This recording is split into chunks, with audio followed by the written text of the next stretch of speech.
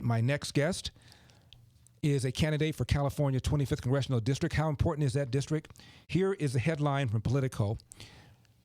Democrats are on the verge of the unthinkable, losing a swing district in California. Here's headline from NPR.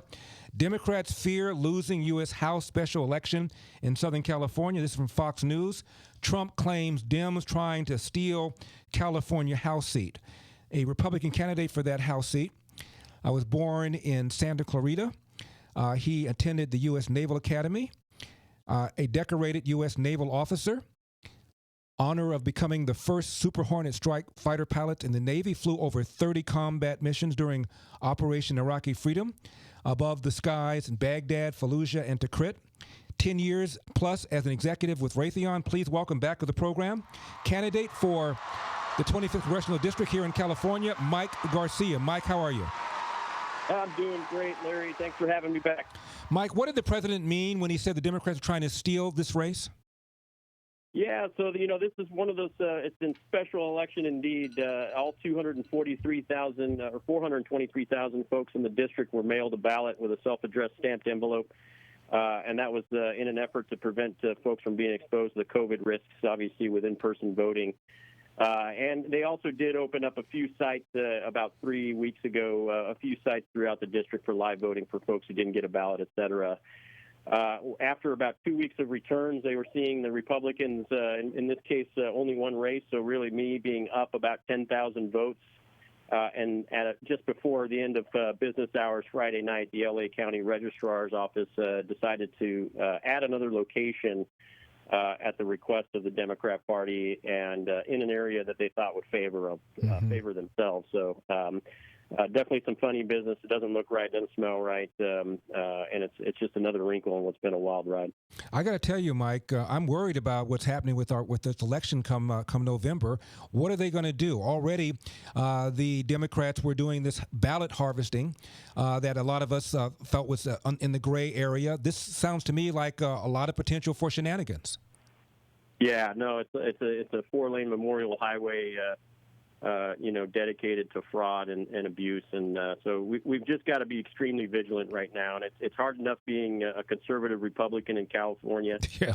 I do think we're going to win this race, but we've got to be vigilant and get all the support that we can. And folks need to pay attention. Unfortunately, this district has the notoriety of being represented by Katie Hill. Last year, this is why there's a special election. So people are enlightened now. They recognize the need for real leadership, someone who's qualified for the job, but also, paying attention to the issues and who they're voting for this time more than ever, which is why we're being successful. But we still have 24 hours to close the deal. We're talking to Mike Garcia. His website is electmikegarcia.com, electmikegarcia.com, candidate for Congress, 25th Congressional District. Tell us about your electorate. Tell us about how your district is broken down, Democrat, Republican, Independent. Yeah, it's about 1/3 of each, right? So 1/3 Republicans, 1/3 Dems, and the middle third is no party preference and independents, but they're pretty conservative. And in the end, right, this district's extremely purple, but it's really not a Republican versus Democrat problem right now. It's as you know, being in California, it's about being able to survive, being able to continue to afford to live here. And electing folks who know what it's like to both run a business but also be on the receiving end of some of these egregious taxes and bills that are coming out of Sacramento. So that middle third is just looking for someone who's going to do the right thing and not make it tougher for them to live in California. The Republican base is extremely fired up now, especially after not only Katie Hill, but we've been running a very good grassroots campaign for the last 15 months. Mm-hmm.